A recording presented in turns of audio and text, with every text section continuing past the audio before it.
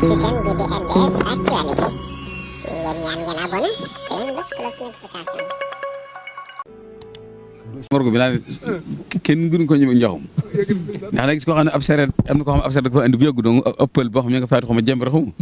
bañ ko indee ba di ko wàccee bañ ko jàppoo la tis li yar bi sang jër waaj ñam sang di ñu wax rek mu tis li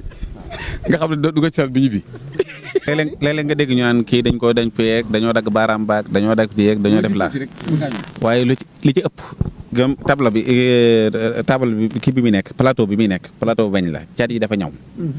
léegi su fekkee yënguwaat na rek day dagg day gaañ. bu fekkee daa ñëw te déggul. te ñu fa ñëw te seddut bu yënguwaatee yenn yëngu yu metti te léeg-léeg sax da ngay li lay xamal ne yëngu woon na wala mel noonu nam nekkee woon da ngay gis ne soppiku na talleetut lem na wala def na dara wala nangam bu ko defee nga xam ne kooku dafa yënguwaat su ko defee nag loolu buñ dikkee dañ naan waa bañ ko fiy dugal dafa def nangam dafa am ñu fi dugg dafa dagg dañoo dagg loxo bi dañoo def nangam dañoo fekk muy nàcc dañoo def nangam fekk yooyu yëpp la ca nit ñi ab nit dina ma xatal buy yëngu rek nga koy suuli dina ma xatal loo day laaj kayit yu wane ne faatu na. waaye si ñaafe maa ngi leen di wax ngeen ñaan ci wàllu kër docteur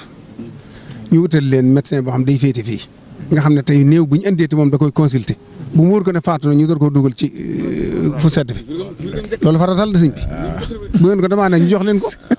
waaw am nañu sax ay technique yoo xam ne yu ñu jàngal la yoo xam ne ña fay nekk dañ koy seet moo tax ñu bari léeg-léeg ñu andi leen fii ñu delloo leen ndax dañuy ñëw fekk faatuwuñ léeg-léeg loolu am day am sax lu bari am na ñoo xam ne dundaan nañ fi ab diir yàgg door jumaa ji lépp ji nga xam ne mooy